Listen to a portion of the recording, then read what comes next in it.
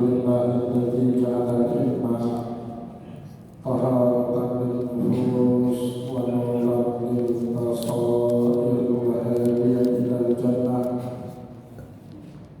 Asyhadu an la ilaha illallah wahdahu la syarika lah wa asyhadu anna Muhammadan abduhu wa rasuluhu shadiqul burhan.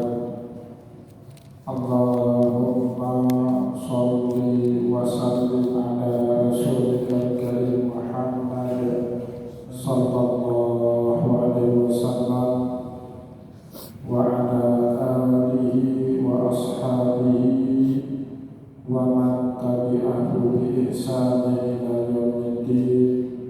Summa amma ba'du. Puji dan syukur senantiasa dan tidak pernah bosan-bosannya kita panjatkan kehadiran Sang Maha Pencipta Allah Subhanahu wa Ta'ala, yang mana dengan limpahan karunia-Nya, rahmat-Nya, hidayah-Nya, serta anugerah-Nya kepada kita semua, kita kembali masih diberi kesempatan, kesehatan, dan usia panjang oleh Allah untuk sama-sama dan senantiasa mengabdikan diri kita di jalannya dengan menjalankan segala perintahnya dan menjauhi semua larangannya. Salawat dan salam juga tidak pernah lupa pula kita haturkan kepada junjungan alam Nabi besar Muhammad sallallahu alaihi wasallam, di mana beliau telah bersabda dalam sebuah hadisnya, man salaka tariqan yaltamisu fihi ilman sahalallahu lahu bihi tariqan ilal jannah. Barang siapa yang menempuh satu jalan untuk menuntut ilmu agama Allah, maka niscaya Allah Subhanahu wa Ta'ala mudahkan baginya jalan menuju ke surganya Allah. Bapak-bapak, ibu-ibu, kaum muslimin dan muslimat jamaah salat maghrib dan juga isya yang dimuliakan oleh Allah, mari pada kesempatan malam yang baik ini, sambil kembali kita niat iktikaf di rumah Allah, mari sama-sama kita kembali melanjutkan pengajian tasawuf kita dengan kitab Ihya Ulumuddin karya Hujjatul Islam Imam Abu Hamid Muhammad bin Ahmad Al-Ghazali At-Tusi Asy-Syafi'i rahimahullahu ta'ala anhu. Dan insyaallah pada kesempatan malam ini kita kembali akan melanjutkan bacaan kita dengan kitab Ihya pada pembahasan min alamatil ulama'il akhirah, alamat dan tanda-tanda dari semua ulama akhirah. Dan kita sudah masuk pada alamat yang ketujuh, ayyakuna syadidat tawaqi min muhdatsatil umur wa in tafaqa alaiha al-jumhur.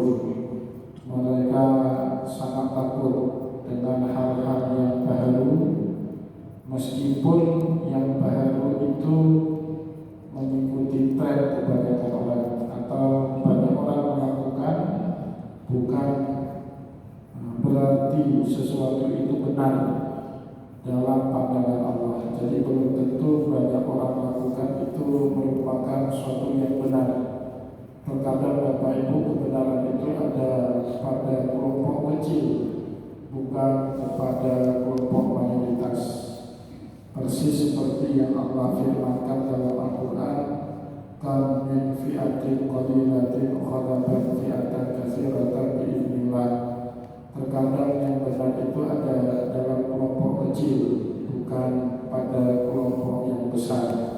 Bapak-bapak, ibu-ibu, kaum muslimin dan muslimat jamaah pengajian yang dimuliakan oleh Allah, dari beberapa pertemuan yang lalu kita sudah membaca keterangan-keterangan yang diberikan oleh Imam Al-Ghazali, baik berupa nukilan dari hadis Nabi atau dari tradisi salafus saleh yang menunjukkan keengganan mereka mengikuti tren, dan dalam pandangan mereka tren yang diikuti oleh orang banyak belum tentu memastikan sesuatu itu benar atau tidak benarnya.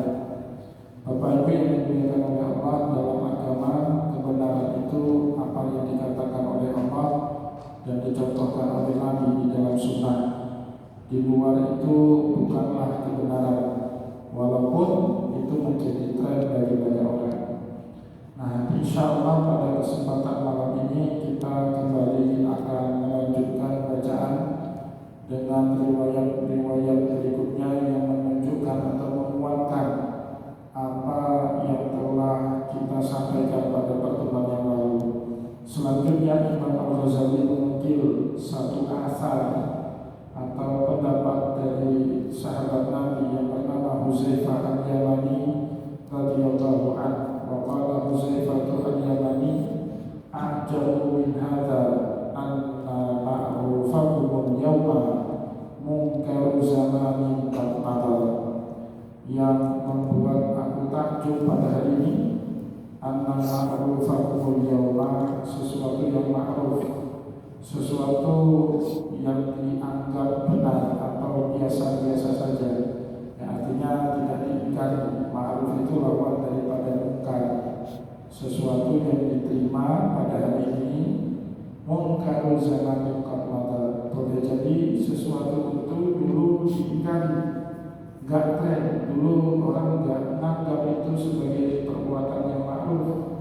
Tetapi dengan perjalanan waktu, dengan perjalanan zaman, sesuatu yang diingkari atau yang diingkari oleh masyarakat terdahulu, kata Huzaifah Al-Yamani, boleh jadi di satu hari nanti menjadi ma'ruf, menjadi sesuatu kebiasaan yang diterima oleh masyarakat.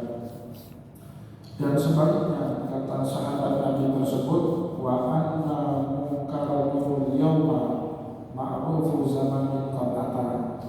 Sebaliknya, boleh jadi ada sebagian dalam kehidupan kita yang hari ini kita pandang itu sebagai sesuatu yang munkar, sesuatu yang aneh, sesuatu yang asing kalau dilakukan. Tetapi ma'rufu zamanin qad ata, di masa lampau itu dianggap baik, itu dianggap perkara ma'ruf, orang yang melakukannya orang baik. Tetapi di saat sekarang orang yang melakukannya diingkari. Nah, itu namanya zaman terus berputar, roda kehidupan terus berjalan. Ada yang dulu dipandang baik sekarang menjadi tidak baik, atau sebaliknya yang dulu dipandang tidak baik sekarang sudah dianggap baik. Bapak Ibu yang dimuliakan oleh Allah, contoh yang sederhana itu kan Nabi dulu dimusuhi, tapi sekarang pengikutnya banyak.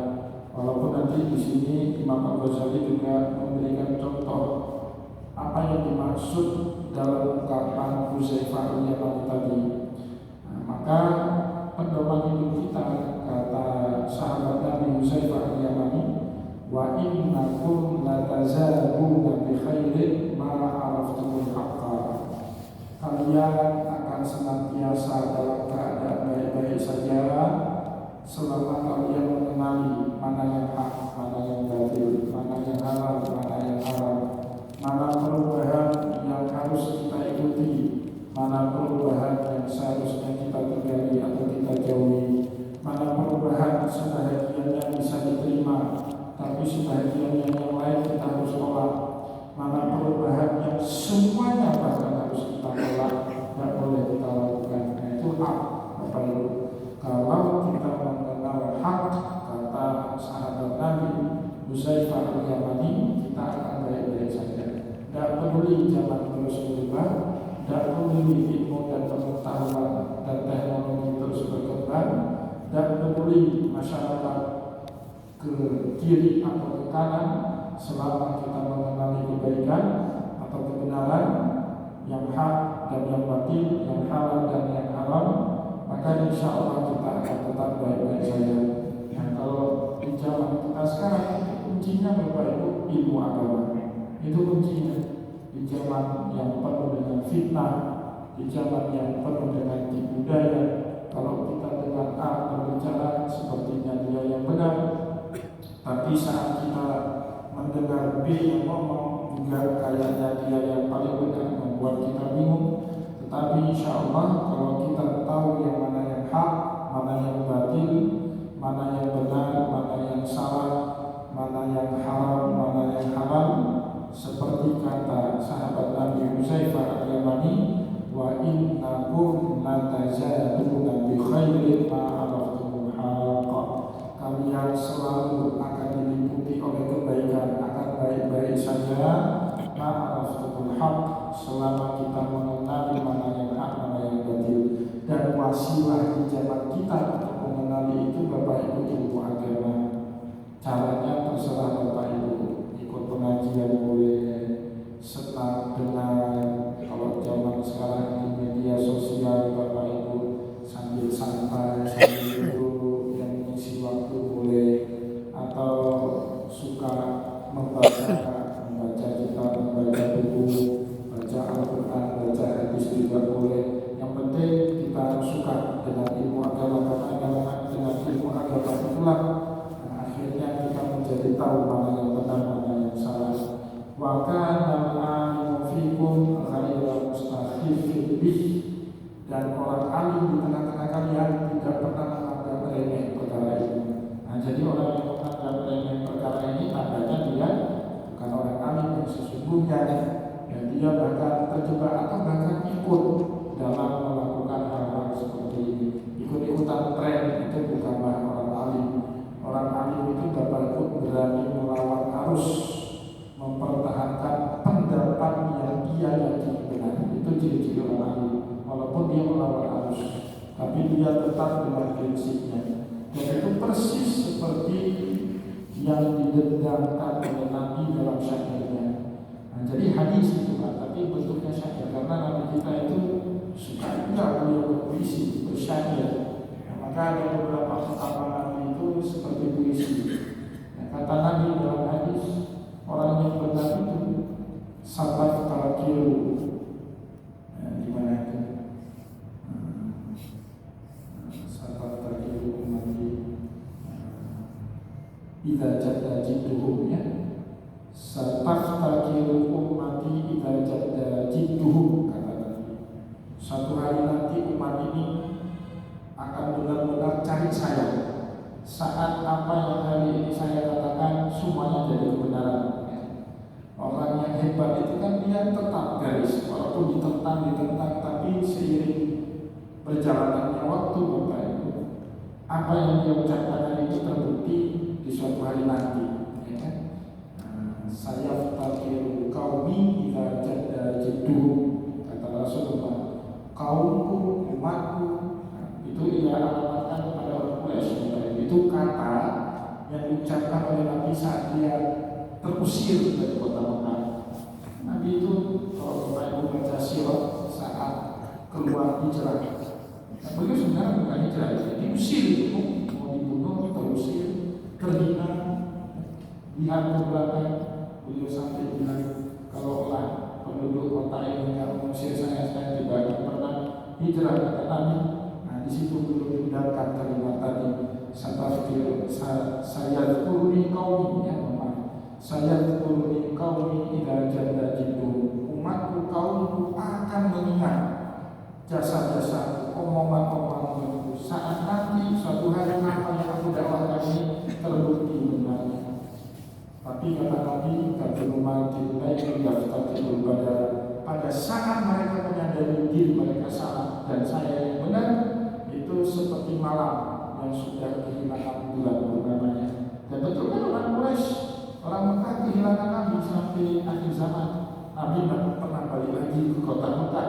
Walaupun sudah kota Mekah, tapi hari ini jasad Nabi itu tidak kembali ke kota Mekah. Beliau bertempat di kota Madinah Al-Munawwarah.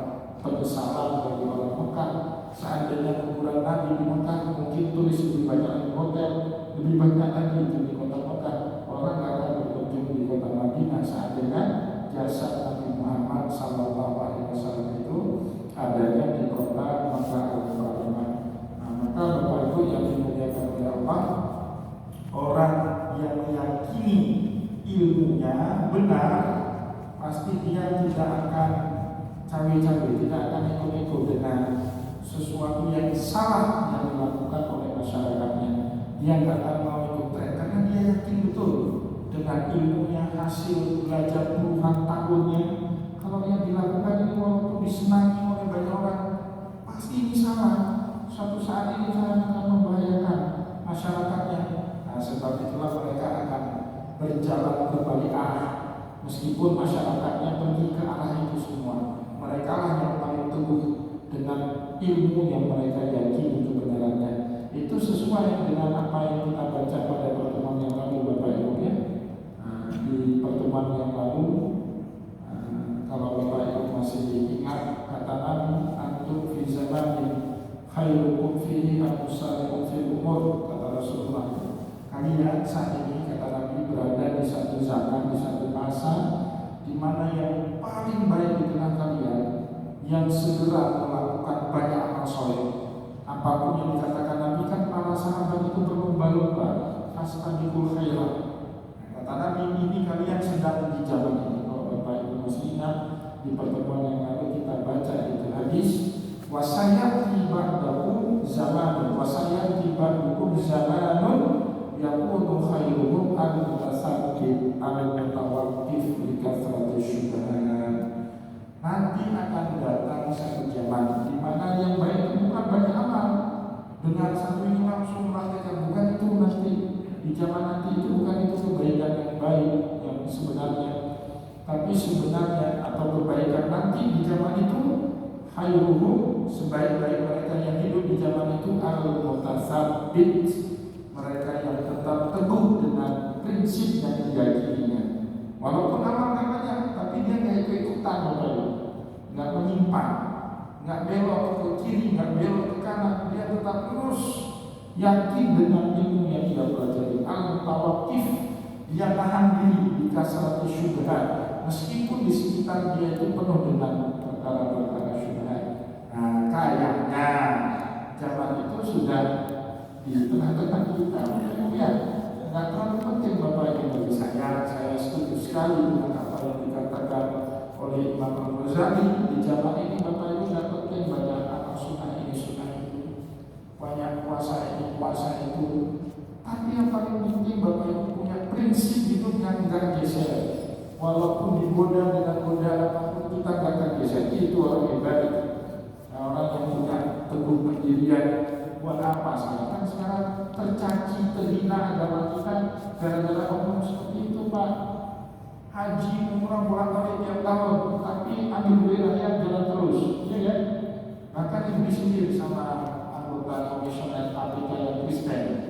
Itu rata-rata kalau saya itu lihat di podcast Kristen dia, Pak.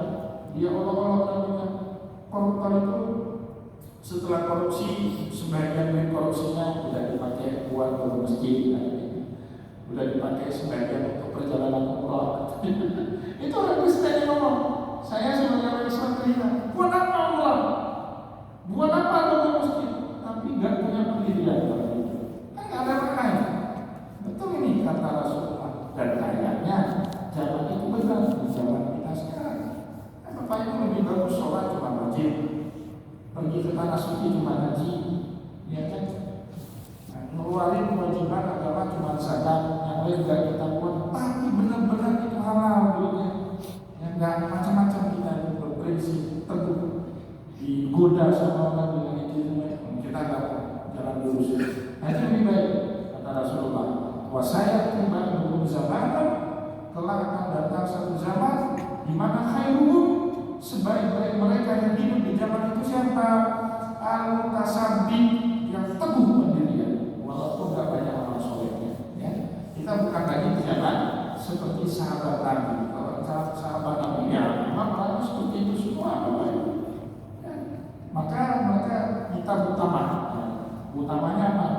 Pakai amal sunnah, ya, bersegera disuruh itu sama Nabi, siap melakukan. Ya, di zaman kita Bapak Ibu keadaan terbaliknya. Yang paling penting di zaman kita itu kita punya teguh pendirian dengan kebenaran dan meninggalkan yang batil. Maka menyambung hadis Nabi tadi dengan dengan ungkapan atau ucapan Hudzaifah al-Yamani. Apa tadi kata Hudzaifah al-Yamani di akhir makalahnya? Wa kana al-alimu fikum ghairu mustakhifin bi. Orang alim yang hidup di tengah kalian di zaman itu, dia tidak pernah mau menganggap sepele, tidak pernah mau menganggap remeh perkara ini, karena dia yakin betul dengan ilmunya apa yang dilakukan oleh masyarakat ini salah. Kalau dia itu terlibat, justru dia memperparah kesalahan yang terjadi di tengah masyarakat. Maka dia hadir dengan ide-ide, dengan ilmunya, ya, dengan perilakunya untuk berusaha memberitahu kepada masyarakat itu salah, jangan dilakukan. Ayo kembali kita ke jalan Allah. Itulah alim, ulama itu tugasnya Bapak Ibu di akhir zaman. Gak usah ngajak-ngajak umat banyak, ya syukur-syukur kalau umatnya mau beramal soleh, ya infak rumah Allah, mau puasa sunnah, baik. Bukannya nggak baik, tapi yang jauh lebih baik di zaman kita ini punya berteguh prinsip dalam kebenaran, itu jauh lebih baik.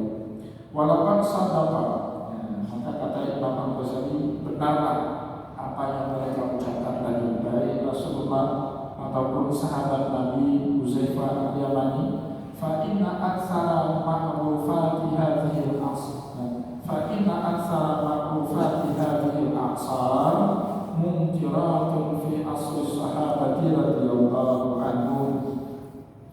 Kebanyakan perkara yang ma'ruf di zaman ini, di zaman-zaman ini, asar itu jamak dari asrun, artinya masa-masa ini ya. Di masa Imam Al-Ghazali hidup saja beliau sudah merasakan itu, apalagi kita yang hidupnya berapa tahun? 1400 tahun, 1000 tahun ya setelah wafatnya Imam Al-Ghazali. Imam Al-Ghazali itu kan wafat 505 Hijriah atau 1111 Masehi, ya kan? Kita sekarang 1448 Hijriah, ya kan, lebih kurang 1000 atau 900 tahun lah setelah wafatnya Imam Al-Ghazali. Lebih kena apa yang diutarakan oleh Rasulullah atau sahabat Hudzaifah al-Yamani tadi.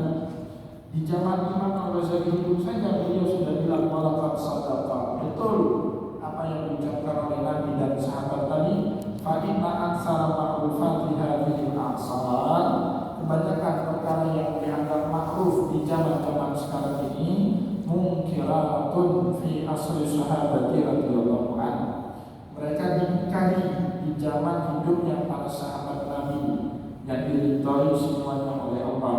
Idh min ghuraril ma'rufati fi zamanina. Nah, ini contoh, tapi dibaca hati-hati ya contoh ini.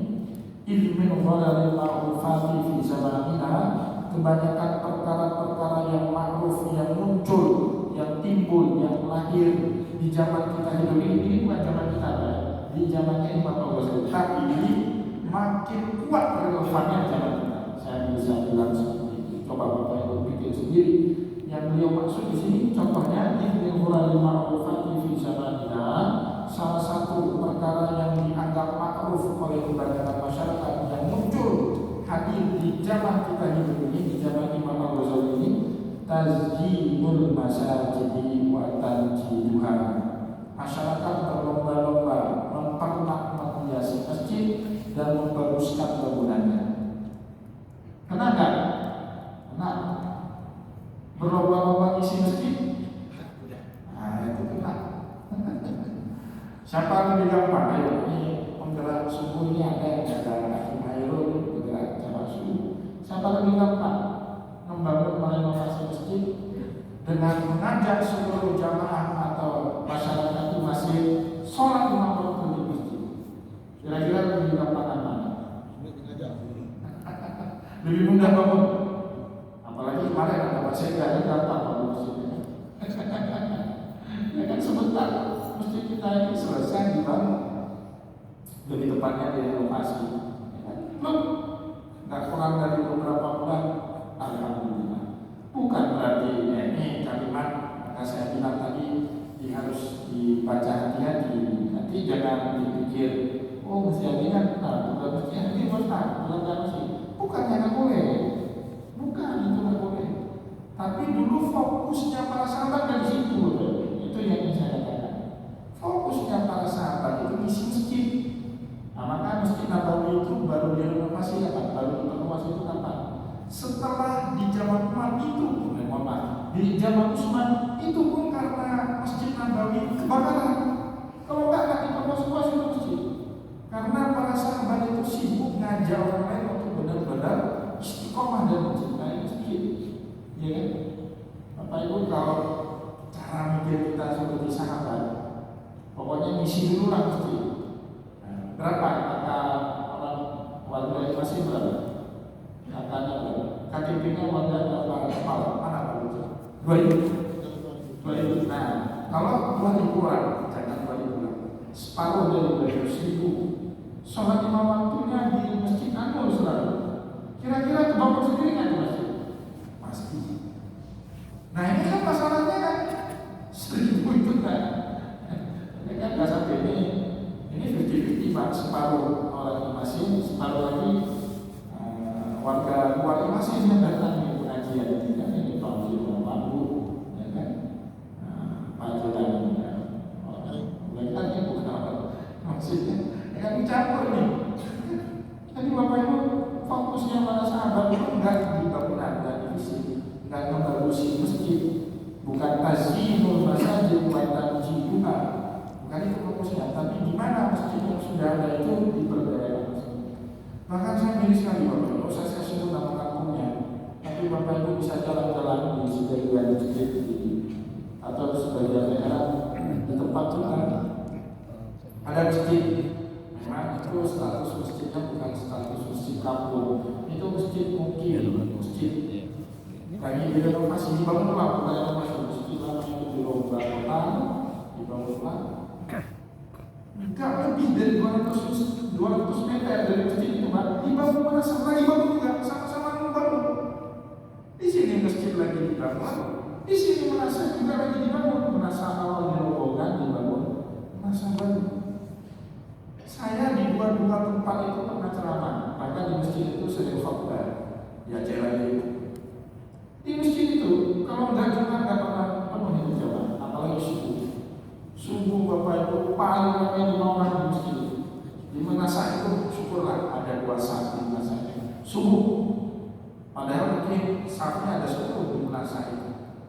Nah, bangun lagi di renovasi. Apa sih manfaatnya? Saya bingung kadang-kadang dengan orang kita. Ya, fokus di situ. Padahal jangan dirombak dulu lah. Masih bagus itu bangunan Menasa masjidnya itu. Seandainya dipenuhi dulu. Setelah masjidnya penuh sesak, bahkan sholat subuh aja nggak ada sesak di dalam masjid. Nah, baru pikir tazyinul masajid wa tamjiduha. Kita pernah, kita renovasi, kita bagusin masjid, ya, kita buat kaligrafi, kita indahkan di masjid. Nah, maka ada jamaah kita punya rencana bangun masjid. Saya bilang, makna masjid itu disolati.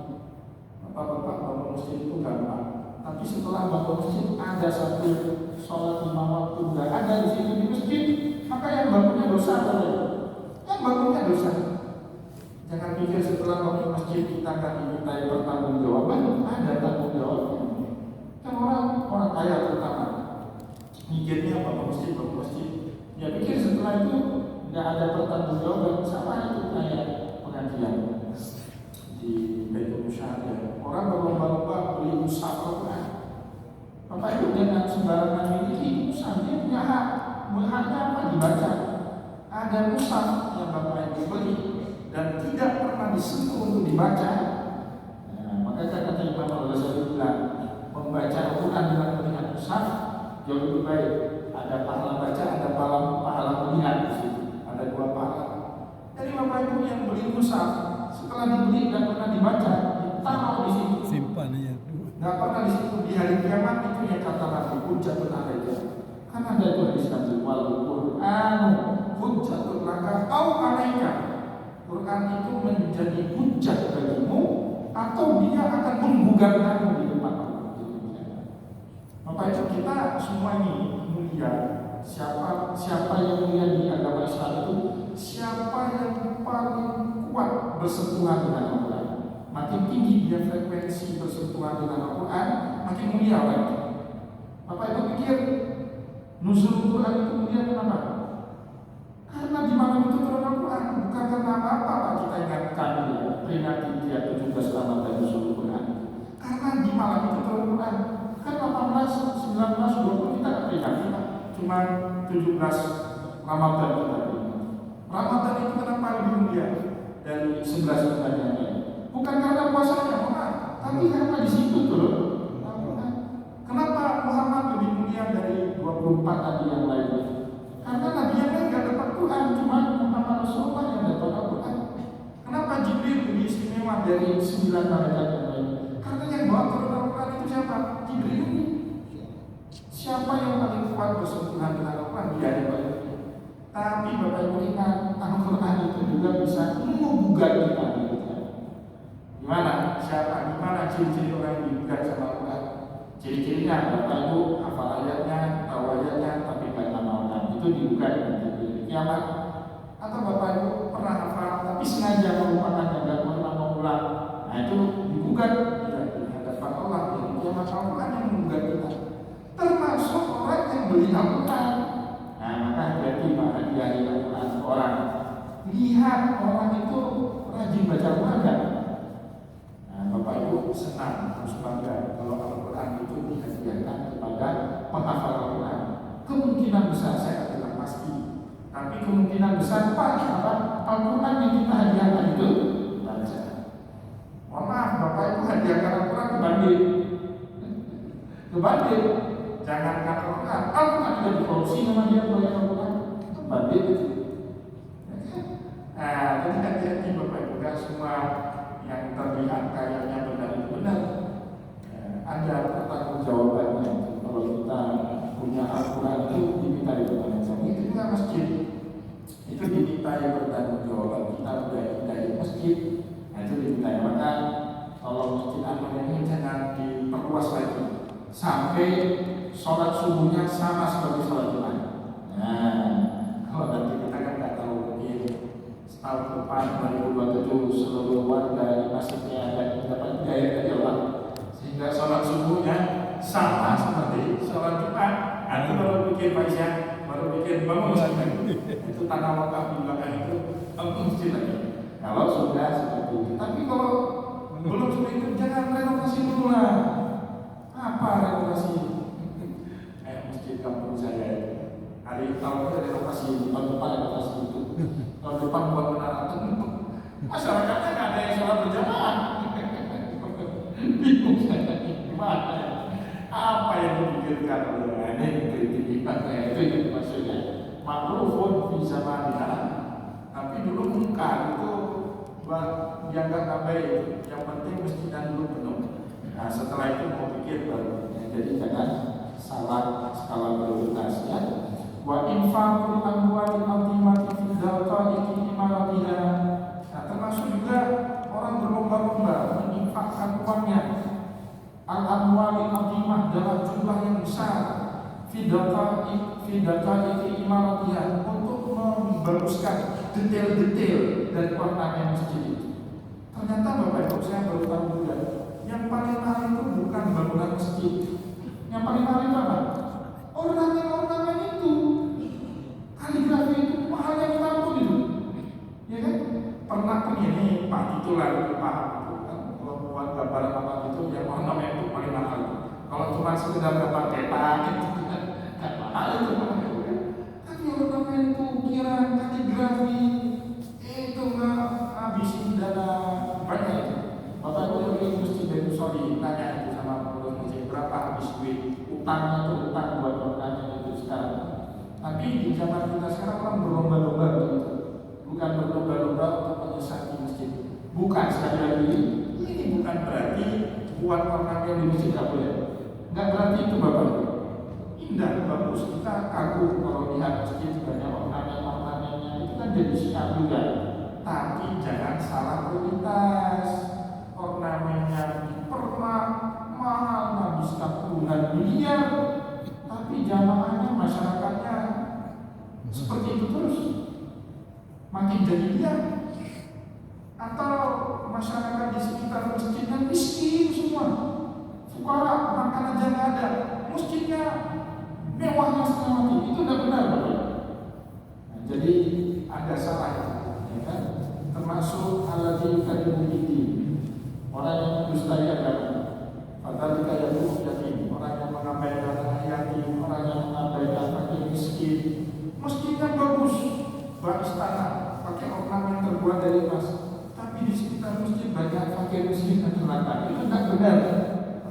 Itu yang dimaksud sama Imam Al-Ghazali, ma'ruful yawma wa munkaru fi zamanin qadata. Tapi dulu dia diingkari sama para sahabat. Maka Bapak itu pernah kebanyakan bapak-bapak di sini pernah ke Madinah, lihat itu bagaimana sketsa masjid Nabi. Sederhana saja masjid Nabi itu, masjid bangunan dari tiang-tiang yang terbuat dari pohon kurma, kemudian yang ada atapnya 4-5 sak di depan, kemudian di tengahnya bolong, ada atap, kemudian 4-5 sak di belakang. Itu bentuk masjid Nabi seperti itu.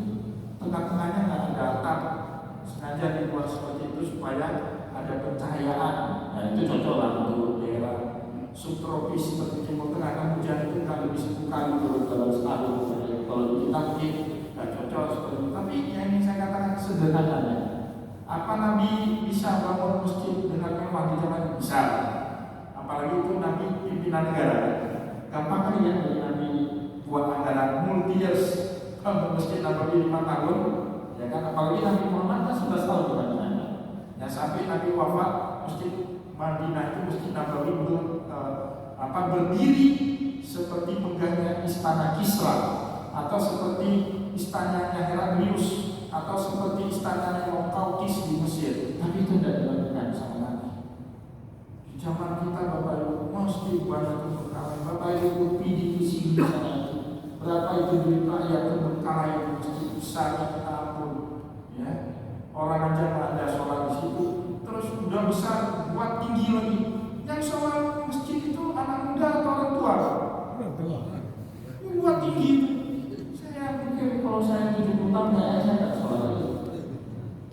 Kan arsiteknya itu, mohon maaf itu, kalau ngaji sama teman-teman itu saja nggak ada ini arsiteknya. Saya nggak mau nyebut cuma ini. Nggak ada ini. Nggak ada ini. Mesti kamu buat tinggi. Ya kan? Yang sholat siapa Bapak? Coba lihat orang-orang sepuh itu, profesor pensiun dulu apa sih kamu nggak tahu nih? Capek. Orang alim. Tapi akhirnya nggak sama lagi nama terlalu tinggi. Saya Bapak Ibu pengajian pertama di masjid itu 2014. Sebelum pengajian saya kecelakaan.